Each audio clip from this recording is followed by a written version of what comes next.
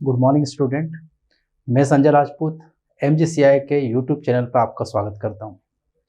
आज बेटा हम CUET के प्रीवियस ईयर क्वेश्चंस को डिस्कस करने वाले हैं। यहां हम ABC ग्रुप, PCB ग्रुप, जिनसे बायोलॉजी के पेपर हुए हैं CUET में, उन पेपर्स को डिस्कस करेंगे। आज मैं आपको वो इजी वे, सरल तरीका बताऊंगा जिससे क्वेश्चंस को कैसे आपको आइडेंटिफाई करना है, कैसे 4 ऑप्शन में से एक करेक्ट ऑप्शन को चूज कर लेना है। वो इजी वे में आपको यहाँ एक्सप्लेन करने वाला हूँ आज।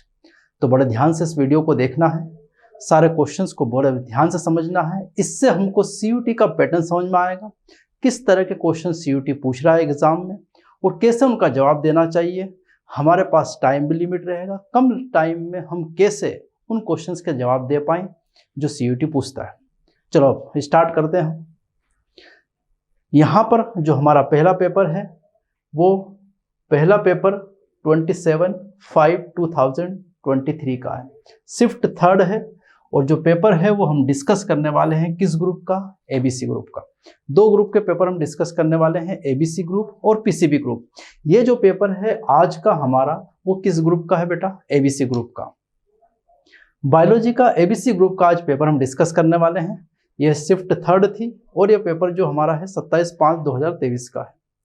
चलो इस पेपर में टोटल नंबर ऑफ क्वेश्चंस 50 है, जिसमें से हम पहला क्वेश्चन डिस्कस करने वाले हैं।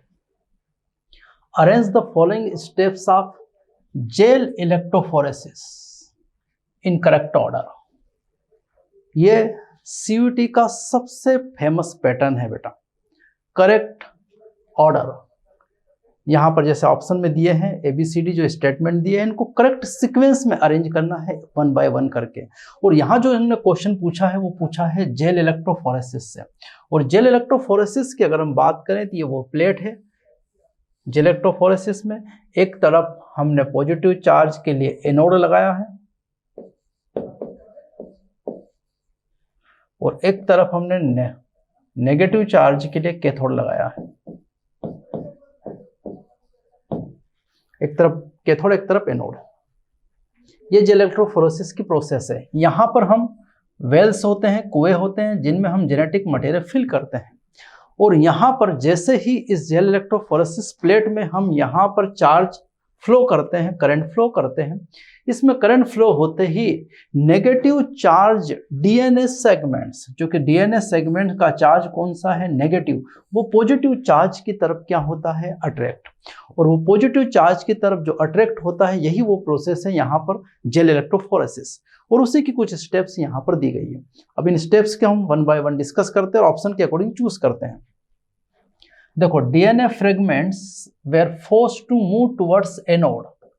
एनोड मतलब positive charge under electric field through agarose gel. इसके अंदर जो बिछाया जाता है वो क्या बिछाया जाता है? Agarose jail. वो मीडियम है जिसकी हेल्प से कौन मूव करेंगे?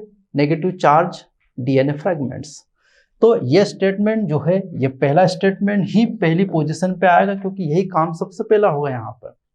दूसरा इन्होंने दिया है ऐसा ए ऑप्शन केवल एक जगह यहाँ दिख रहा है, दूसरा यहाँ दिख रहा है। इनमें तो वो ऑप्शन है ही नहीं, मतलब ये 2 ऑप्शन तो वैसे ही क्या हो गए हैं? रॉन्ग। ये 2 आंसर में से एक आंसर हमारा होगा। सेकंड ऑप्शन देखते हैं यहाँ का हम, staining DNA fragments with ethidium bromide. Ethidium bromide से DNA फ्रेगमेंट्स की स्टेनिंग तब करते हैं जब ये सारे फ्रेगमेंट इधर एनोड पर पहुंच जाते हैं, अभी पहुंचे नहीं हैं। सी स्टेटमेंट पढ़ते हैं, DNA fragment separate according to their size. Size के अकॉर्डिंग जो छोटा होगा वो आगे आएगा और जो बड़ा साइज का होगा वो कहाँ रह जाएगा? पीछे। मतलब ये A के बाद में सीक्वेंस आना चाहिए C। A के बाद में C यही चल रहा है। चलो B को देख लेते हैं। फ्रेगमेंट सब पहुंच गए साइज की अकॉर्डिंग, सेपरेट हो गए, तब उनकी क्या करते हैं हम? Staining DNA fragments in ethidium bromide. और उसके बाद last step, visualizing them in UV rays. इस पूरी प्लेट को हम इथियम ब्रोमाइड से ट्रीट करने के बाद में, जैसे आप एक्सरे फिल्म देखते हो लाइट में, वैसे हम इथियम ब्रोमाइड से फ्रेगमेंट्स को स्टेनिंग करने के बाद, कलर करने के बाद हम किस में देखते हैं? UV रेस में। तो जो हमारा करेक्ट सीक्वेंस आएगा यहाँ पर वो क्या आएगा? ACBD। ACBD, ये हमारा क्या रहेगा? Correct sequence. इस तरह से इस क्वेश्चन को क्या करना है? सॉल्व। 2 ऑप्शन तो आप 1-2 स्टेटमेंट पढ़ते ही रॉन्ग कर दोगे, जैसे हमने पहला स्टेटमेंट पढ़ा और 2 ऑप्शन हमने रॉन्ग कर दिए। इससे आपको कम टाइम में जल्दी से क्वेश्चंस का क्या देना है, जवाब। चलो सेकंड क्वेश्चन की तरफ चलें। यदि हम which one is not a unit of vegetative propagation, कायिक प्रवर्धन की यूनिट नहीं है। मतलब वेजिटेटिव प्रोपगेशन में कभी भी हम बीज नहीं लगाते, जड़ तना पत्ती से ही हम क्या करते हैं, नए पौधे का निर्माण करते हैं। तो यहाँ देख लेते कौन नहीं है, ये देखना है। बल्ब, प्याज की बात चल रही है, और बल्ब प्याज में तो हम प्याज को ही लगाते, कोई सीधा प्याज को लगाते, मतलब ये विधि तो है, यह आंसर नहीं हो सकता। रनर, रनर की बात करें हम, घास की बात करें तो घास में भी वो इस तरह से दौड़ती है घास, ऊपरी भुजतारी की तरह। ऊपरी भुजतारी या रनर जो होती है वो घास भी एक तरह का कैसा है, वेजिटेटिव प्रोपगेशन, तो ये उत्तर भी नहीं हो सकता। ट्यूबर, ट्यूबर कंद की बात करें तो हम आलू की बात करें तो आलू में भी इधर जाके ये आलू इस तरह से अंडरग्राउंड स्टेम है, और आलू में भी हम आलू को काट कर ही लगाते हैं। मतलब इन तीनों विधियों में हम किसका प्रयोग करते हैं, वेजिटेटिव प्रोपगेशन का। सीड, बीज, बीज वेजिटेटिव प्रोपगेशन नहीं है, बीज लगाना तो सेक्सुअल रिप्रोडक्शन है। इसका सीधा मतलब इसका करेक्ट आंसर क्या आएगा, डी। डी इसका क्या है, करेक्ट ऑप्शन। तो बहुत इजी क्वेश्चंस पूछे हैं सीयूटी ने यहाँ पर। अगला क्वेश्चन देखते हैं, मॉन्ट्रियल प्रोटोकॉल। ये तो सिंपल क्वेश्चन है, एनसीईआरटी में सीधा सीधा दिया है। Montreal protocol is related to ozone depletion. Ozone क्षय को बचाने के लिए एक प्रोटोकॉल बनाया गया जिसे नाम क्या दिया था, मॉन्ट्रियल प्रोटोकॉल्स। तो ओजोन क्षय को बचाने के लिए ही मॉन्ट्रियल प्रोटोकॉल दिया, तो इसमें तो कुछ ज्यादा सोचना है ही नहीं, ये सीधा सीधा प्रश्न है, इसलिए इसमें 3 ऑप्शन पढ़ने की भी आवश्यकता आपको है नहीं। चलो अगले क्वेश्चन की तरफ चलें। Two closely linked gene HBA first, HBA second are associated with, ये दोनों जीन किससे एसोसिएटेड है। यहां पर देखो ऑप्शन देखेंगे, thalassaemia, alpha beta, haemophilia, sickle cell anaemia, और ये दोनों के दोनों जीन होते हैं अल्फा थैलेसेमिया से रिलेटेड, जो कि गुणसूत्र क्रोमोसोम नंबर 16 पर होता है। बीटा थैलेसेमिया जो है वो गुणसूत्र नंबर 11 पर होता है, और उसमें जीन एक ही होता है, HBB। तो इसका करेक्ट आंसर निकल कर क्या आएगा, अल्फा थैलेसेमिया। बहुत इजी क्वेश्चन है, सीधा एनसीईआरटी में दिया है। अल्फा थैलेसेमिया और बीटा में से क्या रहेगा, अल्फा, क्योंकि अल्फा में 2 जीन हैं और बीटा में केवल एक ही जीन है, HBB। तो इसका करेक्ट आंसर निकल कर आता है अल्फा थैलेसेमिया। नेक्स्ट क्वेश्चन हमारा 5th question, arrange the following steps regarding HIV infection in correct sequence. HIV का इन्फेक्शन करेक्ट सीक्वेंस में आपको बताना है। बहुत इजी क्वेश्चन है, जो हमने पढ़ा है वही हम यहाँ देखने वाले हैं। देखो यहाँ पर ये सेल्स है, इस सेल्स का ये है DNA न्यूक्लियस, और अब हम यहाँ देखें तो ये वायरस जिसका जेनेटिक मटेरियल क्या है, RNA। ये RNA अंदर जाएगा और RNA का ट्रांसक्रिप्शन होकर ये क्या बनाएगा, डबल स्ट्रैंडेड DNA, ये इसके DNA के साथ इनकॉर्पोरेट होगा, और फिर ये इन्फेक्टेड क्या बनाएगा, RNA, इन्फेक्टेड RNA। अब इन सीक्वेंसिंग को यहाँ चेक करते हैं, इसमें क्या क्या दिया है। चलो इसको क्वेश्चंस को पढ़ते हैं, सीक्वेंस देखते हैं। Viral RNA produced by the infected cells. Infected cells जो हैं वो वायरस RNA बना रही है, ये वाली स्टेप बता रहा हूँ, मतलब यहाँ बता रहा A पॉइंट को, ठीक है, लिख भी दिया हमने। वायरस इन्फेक्ट मैक्रोफेजेस, ये वायरस मैक्रोफेजेस को क्या कर रहा है, इन्फेक्ट। चलो लिख दिया हमने, वायरस मैक्रोफेजेस सेल को इन्फेक्ट कर रहा है। Viral DNA is produced by reverse transcription, ये यहाँ RNA से DNA बनना, ये है रिवर्स ट्रांसक्रिप्शन, मतलब C स्टेप डाल दिया हमने यहाँ पर। Viral RNA is introduced into the host cell, देखो ये RNA यहाँ से यहाँ सेल के अंदर इंट्रोड्यूस्ड हुआ, मतलब ये कौन सी स्टेप है यहाँ पर, introduce into host cell, D step, D लिख दिया मैंने यहाँ ताकि सीक्वेंसिंग न गड़बड़ हो हमारे। Viral RNA is introduced into the host cell, viral DNA is incorporates into the host genome, ये यहाँ पर देखो viral DNA incorporates into the host genome, ये E स्टेप लिख दी मैंने, ये होस्ट जीनोम के साथ इनकॉर्पोरेट्स हुआ ये DNA, ये था हमारा RNA और ये बना हमारा DNA। ये इन्फेक्टेड डीएनए इसके साथ इनकॉर्पोरेट हुआ और इसने बनाया। अब हमको यहाँ से सीक्वेंसिंग चेक करना है। बहुत आसान क्वेश्चन हो गया हमारे लिए। सीक्वेंसिंग लिखी हुई है यहाँ पर। पहली स्टेप, वायरस इन्फेक्ट्स मैक्रोफेजेस, ये बी है यहाँ पर, सॉरी यहाँ ए लिख देता, बी है वाली स्टेप। वायरस इन्फेक्ट्स मैक्रोफेजेस, ये बी स्टेप, पहली स्टेप हमारी बी से शुरू काम हुआ। बी से शुरू होने वाला, ये तो डी से है, मतलब ये गलत ऑप्शन हुआ, ये भी डी से, ये गलत हुआ, ये बी से, दोनों चल रहे, चलो अच्छी बात है। इनमें से अगली स्टेप, ये यहाँ से यहाँ इनकॉर्पोरेट्स हुआ, मतलब डी आया। बी के बाद सी गलत, बी के बाद डी, मतलब ये सही हो सकता है। फिर वो चेक करा आगे, आरएनए से डीएनए, मतलब सी आया, ये सी स्टेप आई। फिर ये डीएनए इसके साथ इनकॉर्पोरेट्स हुआ, ई आया, ई भी आ गया यहाँ पर। इसने इन्फेक्टेड बनाया, ए, मतलब हमारा करेक्ट आंसर निकल करके आया है BDCEA, ये हमारा क्या हो गया, करेक्ट ऑप्शन। तो सीक्वेंसिंग बनाने का ये तरीका है, कैसे आपको इसको सीक्वेंसिंग बना के रखना है। बहुत आसान तरीका मैंने यहाँ समझा दिया आपको। ये तो इसमें गड़बड़ कर दोगे, इधर के उधर ऑप्शन कर दोगे, सारे गड़बड़ यहाँ मिलेगी आपको। तो इसको करेक्ट और अच्छा और इजी बनाने का मैंने यहाँ पर प्रयास किया इस डायग्राम के माध्यम से। चलो अगले क्वेश्चन पे चले हम। Select the condition in which decomposition does not takes place. Decomposition नहीं हो, ऐसी कंडीशन सिलेक्ट करना है। और फिर से वही स्टेटमेंट है हमारे पास, कौन से करेक्ट है स्टेटमेंट, ये बताना है। चूज द करेक्ट आंसर, ठीक है। इस कंडीशन को, तो in warm and moist environment, गर्म और नमी वाले वातावरण में तो डिकम्पोजिशन की रेट फास्ट हो जाती है। और इनने बोला है कि डिकम्पोजिशन ना हो, मतलब ये हमारा किसी काम का ऑप्शन नहीं है, ठीक है। ना को ध्यान रखना है, गलत कर दोगे यहाँ पर। इन प्रेजेंस ऑफ डिकम्पोजर्स, अगर डिकम्पोजर्स है, फंजाई है, बैक्टीरिया है, तो डिकम्पोजिशन की रेट बढ़ जाएगी। और इनने नॉट टेक्स प्लेस, मतलब ये भी काम का नहीं है। इन अब्सेंस ऑफ डिकम्पोजर, ये काम का, अगर डिकम्पोजर ही नहीं होंगे, फंजाई, अर्थवर्म, बैक्टीरिया नहीं होंगे, तो नहीं हो सकता, मतलब ये काम का स्टेटमेंट है। In absence of detritivores, detritivores earthworm, detritus को डिस्ट्रॉय करता है, उनको डिकम्पोज करता है। तो डेटिवर्स में अर्थवर्म अब्सेंस, नहीं होना तो डिकम्पोजिशन नहीं होगा, मतलब ये भी करेक्ट ऑप्शन है हमारे लिए इस क्वेश्चन के हिसाब से।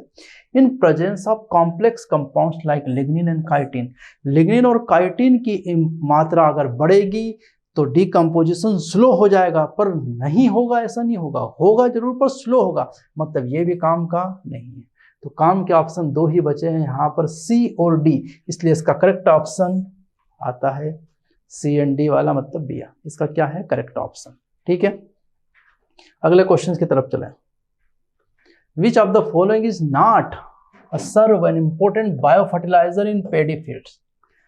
खास तौर पर यहाँ फील्ड ली है पेडी, पेडी धान की फसल के लिए लिया है। तो ग्लोमस इंपॉर्टेंट है, राइजोबियम भी इंपॉर्टेंट है, एजोस्पाइरलम भी इंपॉर्टेंट है, ओसिलोटोरिया नहीं है। इसका मतलब करेक्ट ऑप्शन यहाँ पर से क्या आएगा, ओसिलोटोरिया। वैसे नाइट्रोजन फिक्सेशन ओसिलोटोरिया भी करता है, लेकिन पेडी फील्ड्स में ये तीन ज्यादा महत्वपूर्ण है ओसिलोटोरिया की तुलना में, इसलिए इसका करेक्ट ऑप्शन निकल कर क्या आता है, ओसिलोटोरिया। तो सीधा सीधा प्रश्न पूछा है। अगला क्वेश्चन, चलो मैच द कॉलम, ये फेमस पैटर्न है, सीयूईटी का अगला फेमस पैटर्न है मैच द कॉलम। चलो देखते हैं, मिलान करना है यहाँ पर। ट्रांसफॉर्मेशन प्रिंसिपल तो ग्रिफिथ के नाम से है, replication of DNA Watson and Crick, lac operon concept Jacob and Monod, और डीएनए फिंगरप्रिंटिंग एलएस जेफरीज। चलो ऑप्शन मिला लो, ए का सेकंड, ए का फर्स्ट, ए का सेकंड, ए का फोर्थ, ये भी नहीं आ सकता, ए का सेकंड, बी का थर्ड, बी का फोर्थ, बी का फोर्थ, आंसर करेक्ट हो गया हमारा। देखते ही हमने ऑप्शन लगा दिया, बहुत इजी क्वेश्चन था ये, सीधे सीधे साइंटिस्ट पूछे थे। यहाँ इस तरह से मैच करना और फिर लगाना आंसर। जिस पैटर्न से मैं करवा रहा हूँ क्वेश्चन, आपको एग्जाम में वही पैटर्न रखना है ताकि गलत होने के चांस ना हो। Next question, which one of the following is not a method of molecular diagnosis. Molecular diagnosis की हमने जो मेथड देखी है उसमें रिकॉम्बिनेंट डीएनए टेक्नोलॉजी भी है, पीसीआर भी है और एलिजा भी है।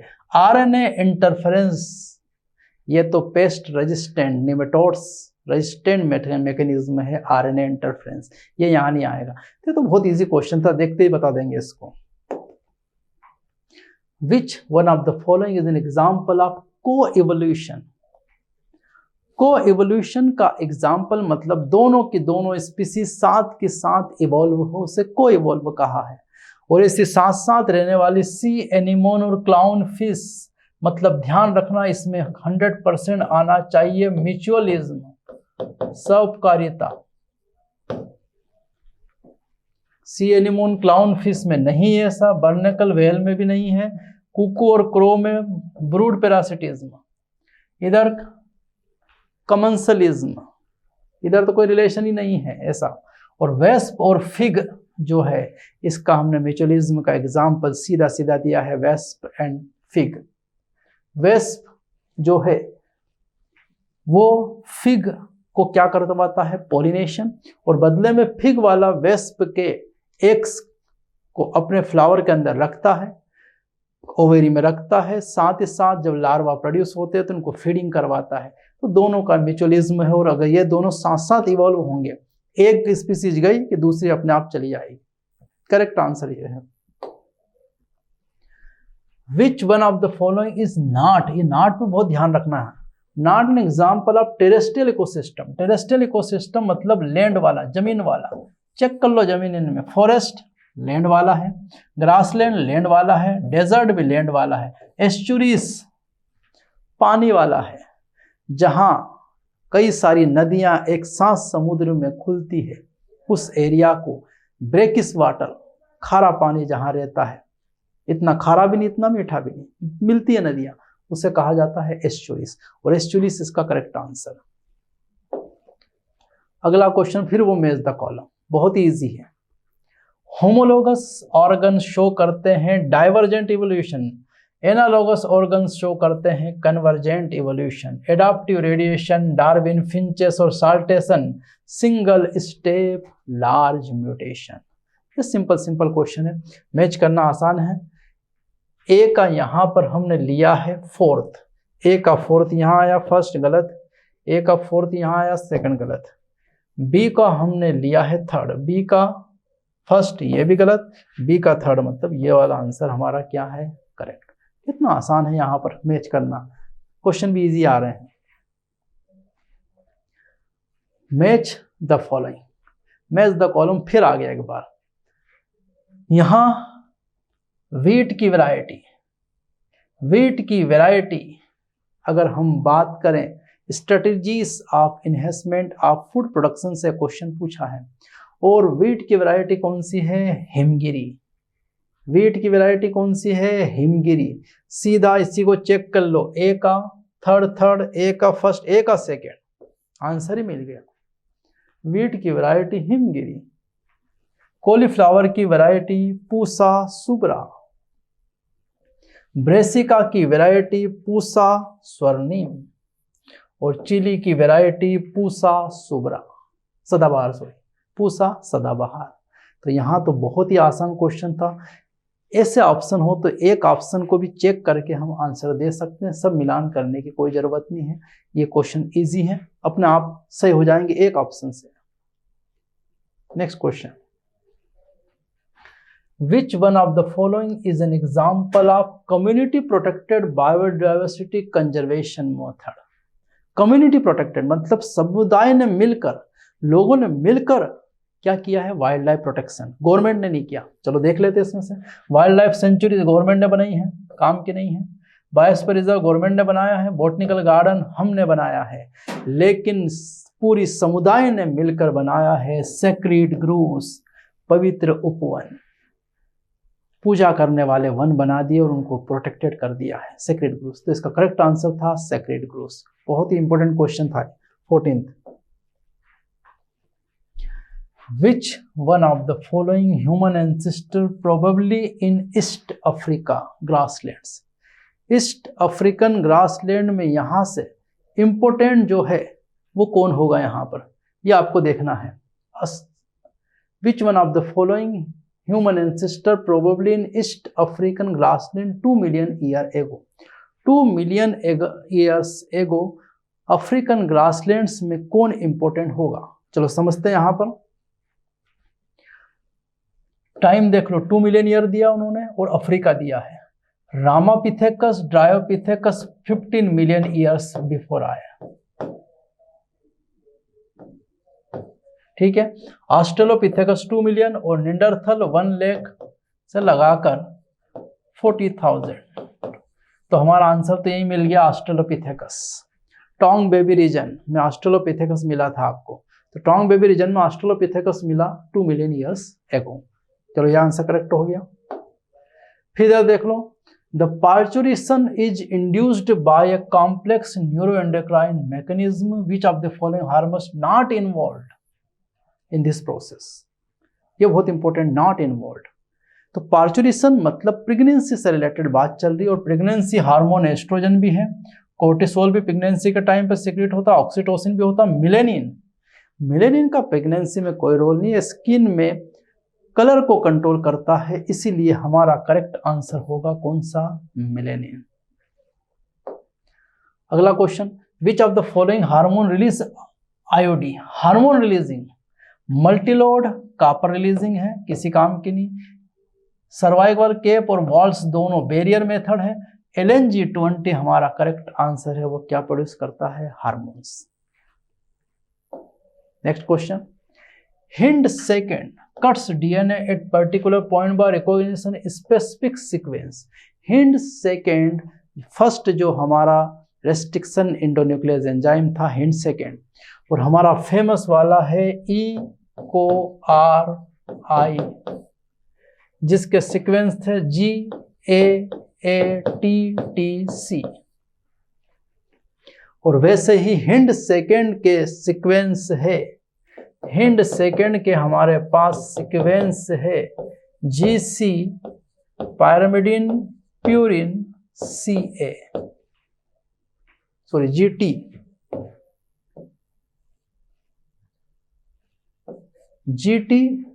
पायरामिडिन प्यूरिन CA, और C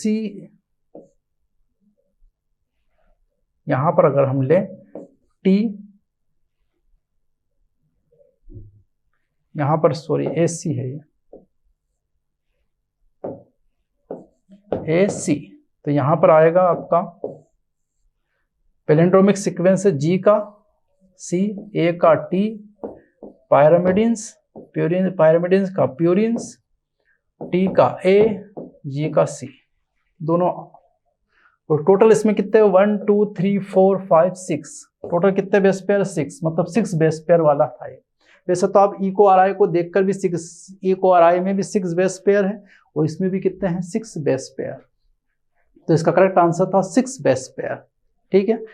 ये NCERT में सीधा 6 बेस पेयर इसका आंसर नहीं दिया था, चाहे कोई स्टूडेंट तो इसको छोड़ सकता था उस समय, ऐसे क्वेश्चंस को जो NCERT बुक में ना भी हो, और सीधे अगर आ रहे हैं तो ऐसे क्वेश्चंस को छोड़ना है आपको, जो 10 छोड़ना उसमें से ऐसे क्वेश्चन ही छोड़ना जब आपको छोड़ना हो। अगला, ये भी बहुत ईजी आया, ट्राइकोडर्मा पोलिस्पर्म। ट्राइकोडर्मा पोलिस्पर्म की बात करें तो ये करता है क्या प्रोड्यूस? Cyclosporin A। और मोनस्कस परप्यूरा स्टैटिन्स, मोनस्कर परप्यूरस क्या प्रोड्यूस करता है? स्टैटिन्स। सेक्रोमाइसिस सेरेविसी इथेनॉल, और एस्परजिलस नागर साइट्रिक एसिड। तो डी का सेकेंड इधर भी है, डी का इधर, तो ये दोनों ऑप्शन गलत है। डी का सेकेंड जो कि एस्परजिलस नागर साइट्रिक एसिड, इधर से चेक करते हैं। ए का फोर्थ, ए का थर्ड आया है, ए का थर्ड यहाँ आया। बी का फोर्थ यहाँ आया है। सी का फर्स्ट और डी का सेकंड, मतलब हमारा करेक्ट आंसर ये आ रहा। ए का थर्ड साइक्लोस्पोरिन ए, ये इम्यूनोसप्रेसिव है। इम्यूनोसप्रेसिव का मतलब है कि ऑर्गन ट्रांसप्लांटेशन में वर्क करता है साइक्लोस्पोरिन ए। और स्टैटिन्स जो है मोनस्कस परप्यूरा से प्राप्त होता है, फंगस है दोनों। और स्टैटिन्स जो है ब्लड कोलेस्ट्रॉल लोअरिंग एजेंट है, ब्लड का कोलेस्ट्रॉल कम करता है, लोअरिंग एजेंट है। तो यह आंसर इसका करेक्ट हुआ। नेक्स्ट क्वेश्चन फिर अरेंजमेंट वाला है। नेक्स्ट क्वेश्चन जो हमारा है वो फिर अरेंजमेंट वाला ही क्वेश्चन है। फिर इसको करते हैं हम कि कैसे इसको क्या करना है, अरेंज करना है। इस क्वेश्चंस को अरेंज करने के लिए अगर हम बात करें, शुरुआत वही करेंगे, इसके स्टेटमेंट पढ़ेंगे हम।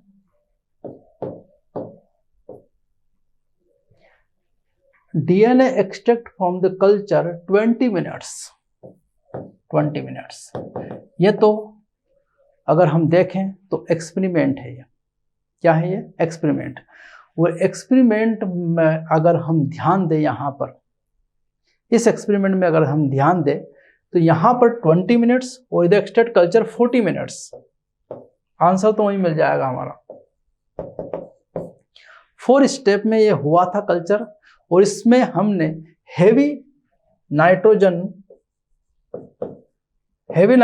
को लाइट मीडियम में क्या करा था, प्लेस्ड किया है।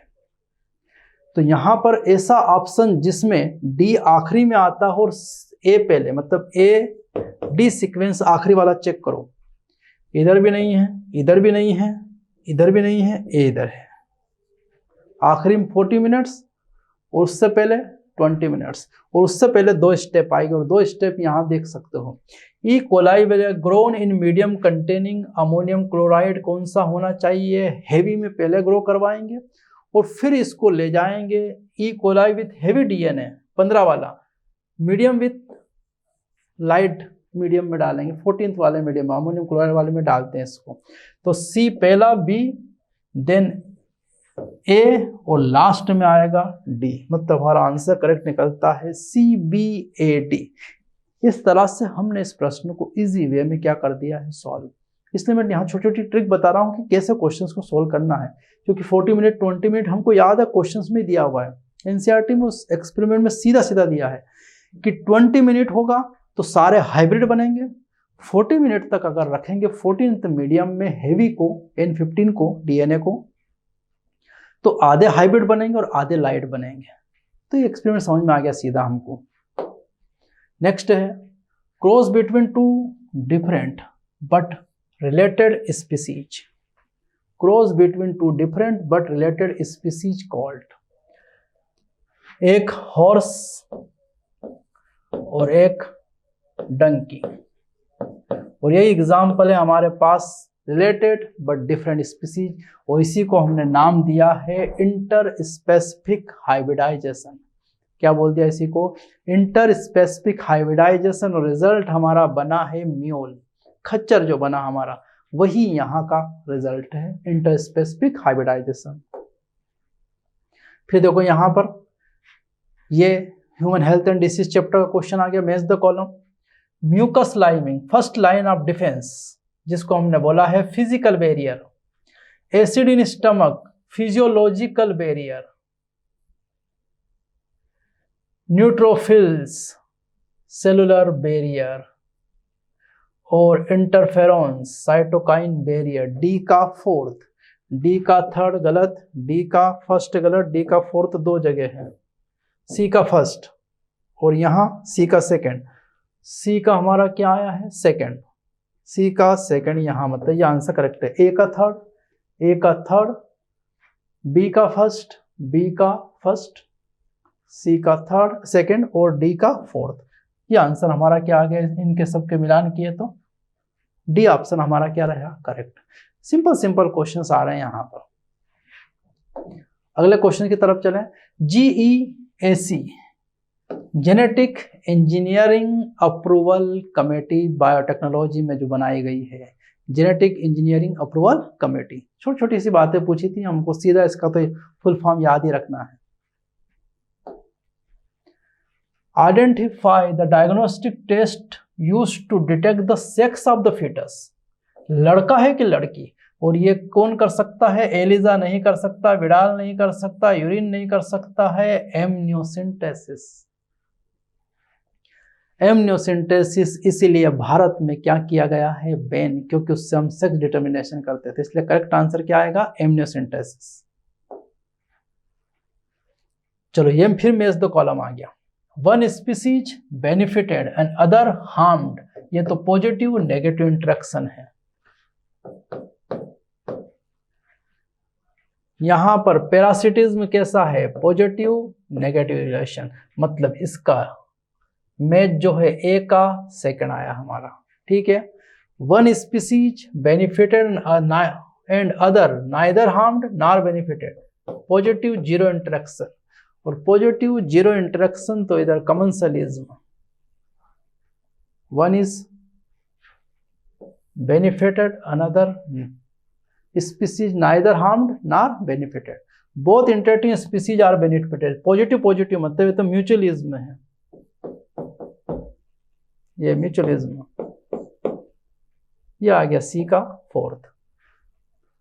डी का तो फिर 100% वही होगा जो बचा हुआ है, अमंसलिज्म, पॉजिटिव वन स्पीसीज हार्म्ड मतलब नेगेटिव जीरो, यह है negative zero, other remains unaffected और वन इज हार्म्ड।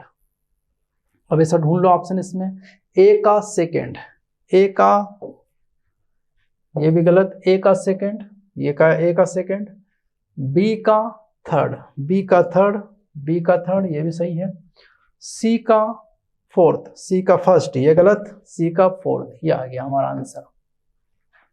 देखते आप आसानी से इन क्वेश्चंस को क्या कर पाओगे, करेक्ट कर पाओगे, बहुत इजी क्वेश्चन है यहाँ पर। चलो अगले क्वेश्चन की तरफ चलें। The endosperm is absent in the seed of, endosperm उस सीड में अब्सेंट होता है जो डाइकोट होते हैं, क्योंकि डाइकोट में कोटिलिडन के अंदर फूड स्टोरेज होता है और मोनोकाट में एंडोस्पर्म के अंदर फूड स्टोरेज होता है। तो वीट मोनोकाट है, काम का नहीं है, क्योंकि इसमें तो एंडोस्पर्म होगा। मेज मोनोकाट है, काम का नहीं, ये दोनों डाइकोट है, केस्टर और पी। लेकिन केस्टर एक्सेप्शनल केस है, इसमें तो क्या मिलता है, एंडोस्पर्म। तो करेक्ट आंसर हमारा होगा पी, पी में एंडोस्पर्म नहीं होगा, केस्टर एक्सेप्शनल केस है, ठीक है।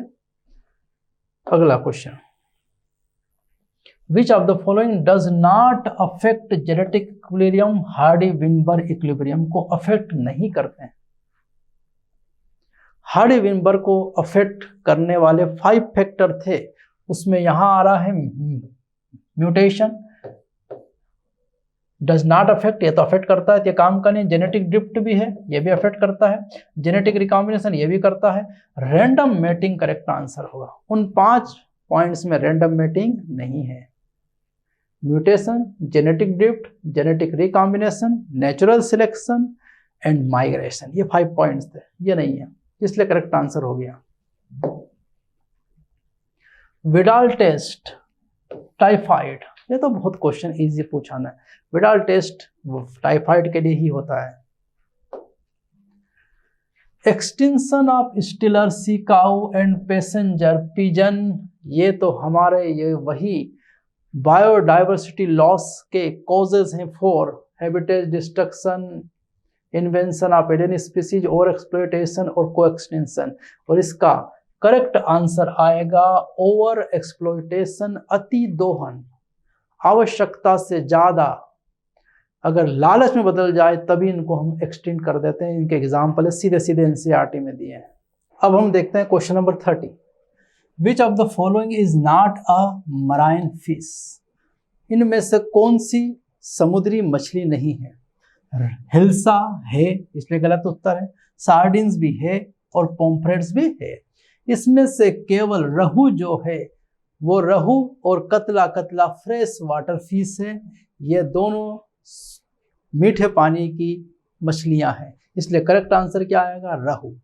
नेक्स्ट क्वेश्चन की तरफ चलें।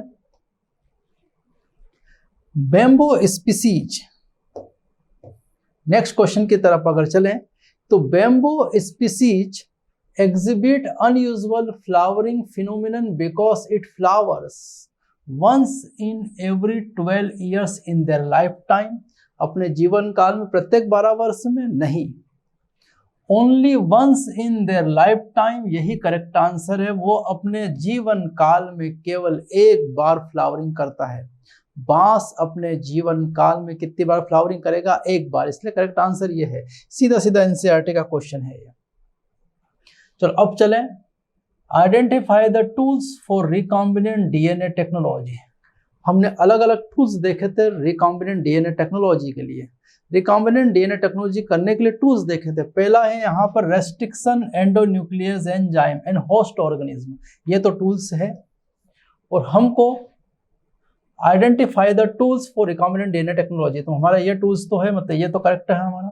लाइगेज जोड़ने वाला और वेक्टर भी है, ये भी है। राइबोसोम को हमने टूल जैसा उपयोग नहीं किया, तो ये तो हमारा करेक्ट नहीं है। पॉलीमरेज एंजाइम भी हमारा टूल है। तो हमारे पास ए बी डी मतलब हमारा पहला ही ऑप्शन क्या हो गया, करेक्ट। सी वाला इसमें नहीं आएगा, तो ये हमारा आंसर हो गया इसमें ए बी डी 32 का। नेक्स्ट चलें, identify the corrective methods used to treat ADA deficiency disease in human. Adenosine deaminase की जो डिफिशियंसी डिसीजेस है उनके लिए हमको करेक्ट मेथड देखना है।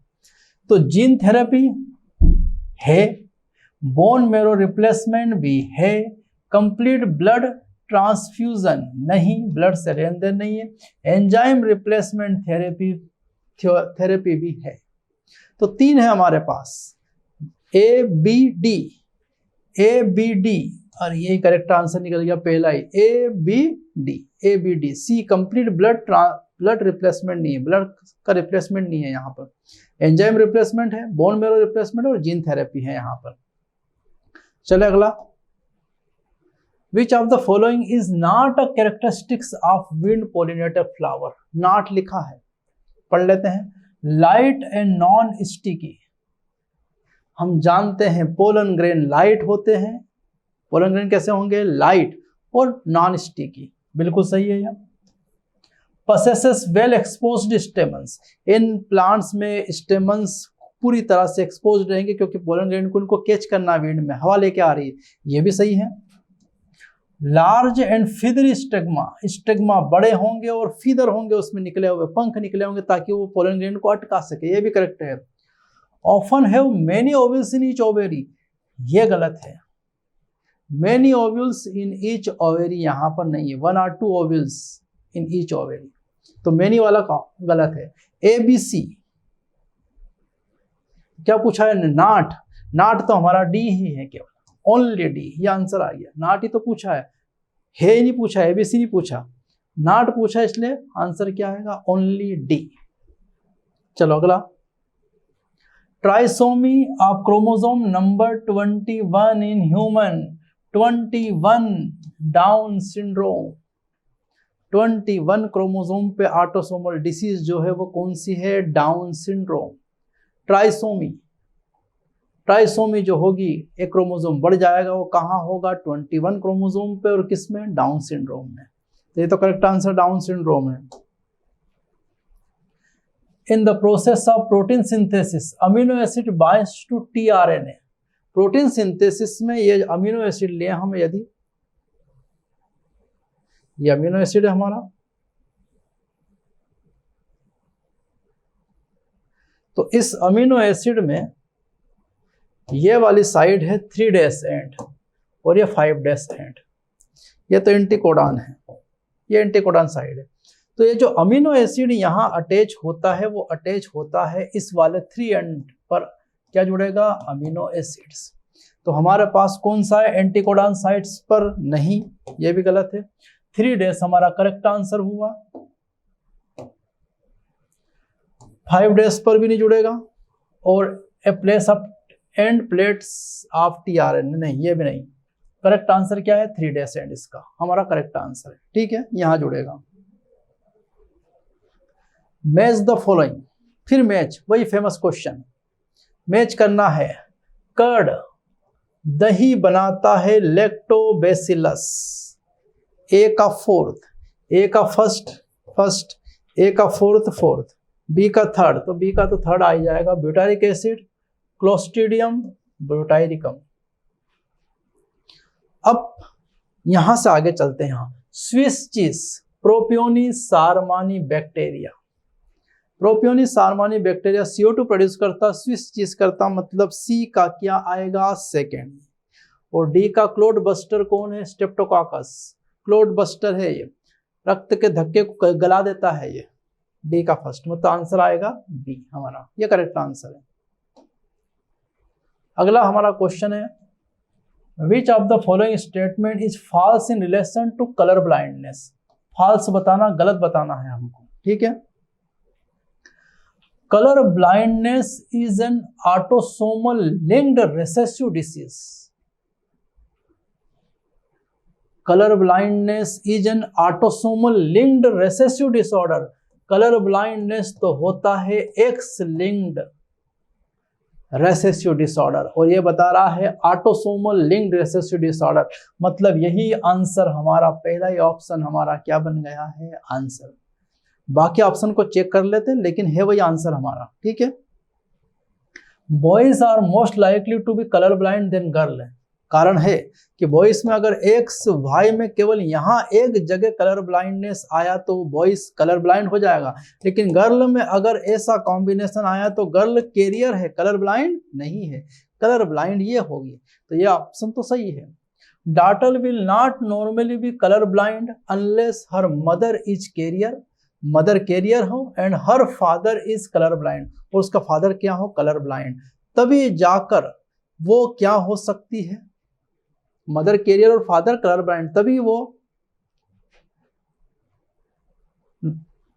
देखो यहां पर इस कॉम्बिनेशन में ये वाली जो होगी एक्स एक्स, ये कलर ब्लाइंड हो सकती है। Daughter will not normally be colour blind unless her mother is an carrier. अगर मदर कैरियर नहीं है और फादर उसका कलर ब्लाइंड नहीं है तो डॉटर कभी भी कैरियर, डॉटर कभी भी कलर ब्लाइंड नहीं हो सकती थी। ये बिल्कुल सही बात बोल रहा है।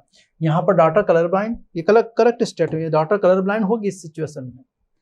Colour blind people generally face to discriminate between red and green colour, ये भी सही है। कलर ब्लाइंड में वो रेड, लाल और ग्रीन कलर को आइडेंटिफाई नहीं कर पाते, तो आंसर तो हमारा क्या है correct A. Next, correct about the structure of sperm. Sperm का स्ट्रक्चर अगर हम देखें तो ये टोपी एक्रोसोम, ये उसका हेड रीजन, यहां पर ये इसका मिडिल पीस, और यहां से चालू हुई उसकी टेल, ये टेल हुई यहां पर चलो। यहां पर लगे होते हैं माइटोकॉन्ड्रिया और यहां है उसका न्यूक्लियस। चलो ऑप्शन चेक कर लेते हैं। It composed of head, thorax, neck and tail. Head, neck और टेल, और ये मिडिल पीस है। थोरेक्स यहां कहीं से कहीं तक नहीं है, तो ये वाला स्टेटमेंट तो गलत है। The neck region contains lot of mitochondria, इस नेक में माइटोकॉन्ड्रिया नहीं है, ये भी स्टेटमेंट गलत है। Mitochondria produces energy for the movement of tail, ये सही है, एनर्जी का प्रोडक्शन माइटोकॉन्ड्रिया करते हैं। और the tail facilitate sperm motility essential for fertilisation, ये भी सही है, ये टेल उसको मोटिलिटी दे रही ताकि वो फर्टिलाइजेशन करे और कहां पहुंच जाए एग्स के पास। सी और डी करेक्ट, कहां गया सी और डी, ओनली सी और डी यहां से क्या है करेक्ट ऑप्शन, ठीक है। आगे चले, इन इलेक्ट्रोस्टैटिक प्रेसिपिटेटर, ये आ गया हमारा क्वेश्चन पॉल्यूशन से। और इलेक्ट्रोस्टैटिक प्रेसिपिटेटर में ये हाई वोल्टेज इलेक्ट्रोड प्रोड्यूस करते हैं, इलेक्ट्रॉन नेगेटिव चार्ज, जिनको कहा जाता है कोरोना। क्या नाम दिया है corona.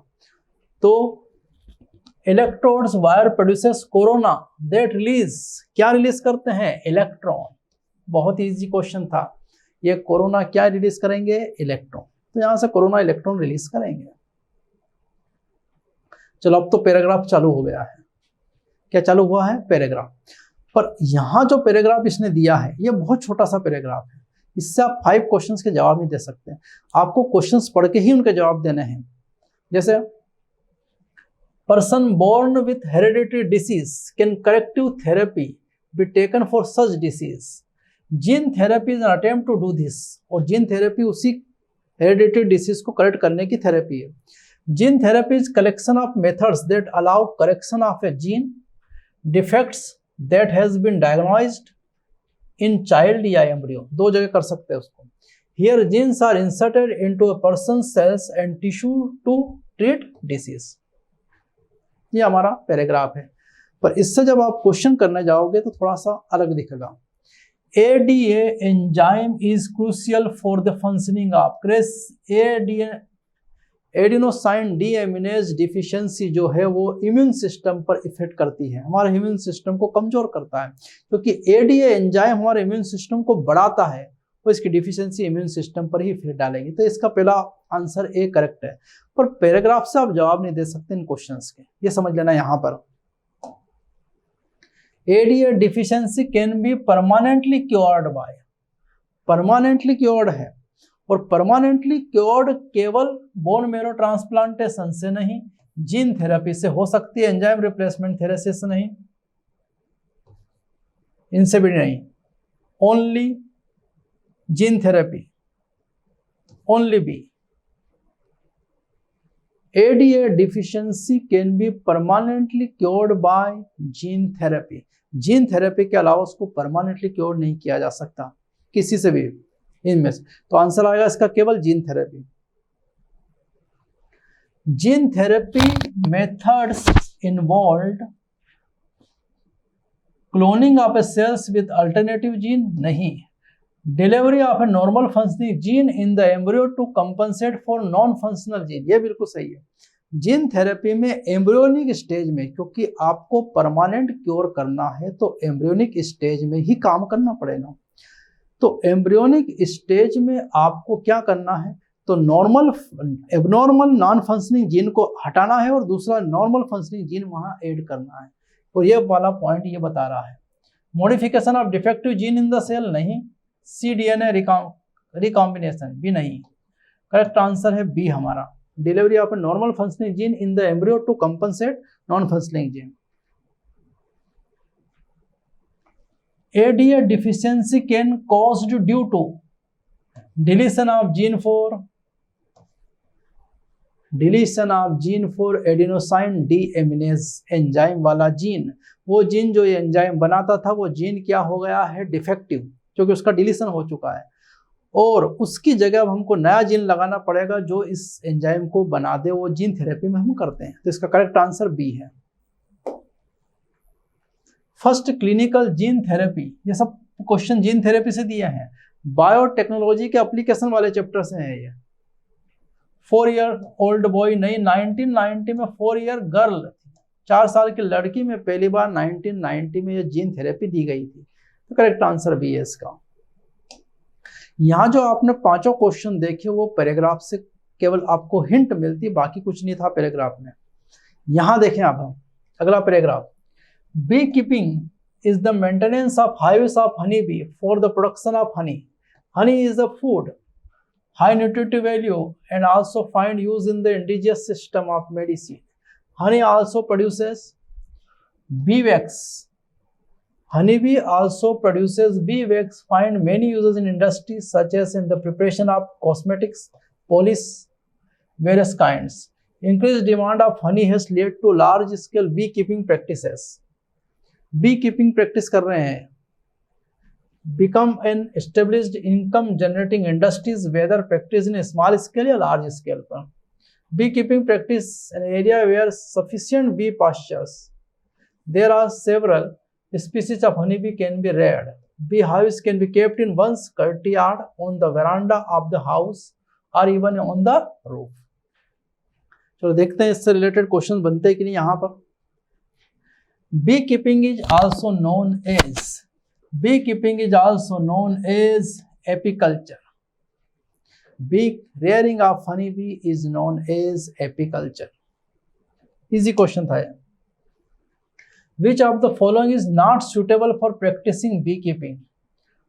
Wild shrubs, fruits, orchids, barren land, cultivated crops.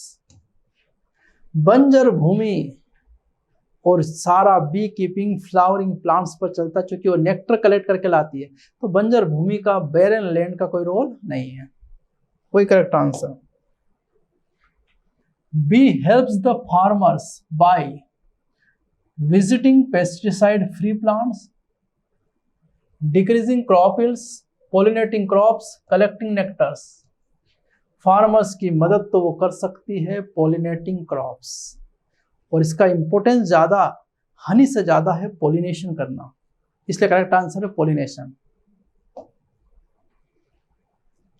Identify the reason as to why bee keeper could not get enough honey with the practising bee keeping in garden of his home. उसको honey का production ज्यादा नहीं मिले, किसके कारण, क्या गड़बड़ करता अपने गार्डन में वो। He had used chemical pesticide in his garden, बिल्कुल सही। केमिकल पेस्टिसाइड यूज करेगा तो हनी बी माउस फ्लावर पर जाने वाली नहीं है। There were not enough flower in the garden, ये बात भी थोड़ी सी क्या है, सही। There were not enough flowers in the garden, flower नहीं है गार्डन्स में, क्योंकि फ्लावर पे तो हनी भी काम करती है। He used chemical pesticide in his garden. There were no medicinal plants growing in his garden, इससे कोई लेना देना नहीं है। There was no veranda in his garden, इससे लेना देना, इन दो से लेना देना है। ऐसा ऑप्शन ढूंढो, ए और B. He had used chemical pesticide and there were not enough flowers in the garden. इन दो कारण से ही उसको यहां पर बी कीपर्स को समस्या आएगी। अगर फ्लावर नहीं होंगे तो नेक्टर कलेक्ट नहीं करेंगे, और अगर केमिकल पेस्टिसाइड का उपयोग करेंगे तो भी वहां पर हनी बी मधुमक्खी जाकर नेक्टर कलेक्ट नहीं करेगी। ये दो कारण है यहाँ पर। मेडिसिनल प्लांट से कोई लेन देना नहीं और वरांडा से भी कोई लेन देन नहीं है। गार्डन लगा लो, गार्डन में काम चल जाएगा। तो ये दो ऑप्शन इतने करेक्ट नहीं है, ए और बी आंसर करेक्ट है। चलो लास्ट क्वेश्चन की तरफ चलें। Identify the statement which are not true for bee keeping. गलत बताना बी कीपिंग के लिए। Bee keeping is very old cottage industries, ये तो सही है। बी कीपिंग बहुत पुरानी कॉटेज इंडस्ट्रीज है, सही बात है। Bee keeping is labour intensive activity, यह गलत है। कोई मेहनत की जरूरत नहीं है। वो लकड़ी का जो बॉक्स बनता है जिसमें मधुमक्खी रखी है, उसको बस खेत में जाके रख दो, अपने आप वो आपके लिए नेक्टर कलेक्ट करके लाएगी, ये गलत है। The demand of honey is poor, ये भी गलत है। हनी की डिमांड तो बहुत ज्यादा है, पुअर नहीं है। Bee keeping also yield bee wax, ये तो सही है। और आपको बताना क्या था, गलत। कितने तो गलत है, बी और सी। इसमें आंसर ढूंढो, बी और सी, ये वाला। ये आंसर यहां करेक्ट हुआ। तो ये हमारे टोटल 50 क्वेश्चंस हुए जो कि सीयू टीम ने अभी तक क्या किए हैं, पूछे हैं इस पेपर के लिए। एबीसी ग्रुप का पेपर हमने अभी डिस्कस किया है। मैं उम्मीद करता हूं कि ये वीडियो आपको बहुत अच्छा लगा होगा, पसंद आया होगा। आगे भी हम और वीडियोस जारी करेंगे इसके अगले पेपर्स के लिए। तो आगे हो सकता है पीसीबी का मैं अगला पेपर यहाँ पर आपसे डिस्कस करूँ। तो लगातार वीडियो को देखते रहें और पैटर्न को समझते रहें कि क्या सीयूटी पूछने चाह रहा है। थैंक यू सभी को।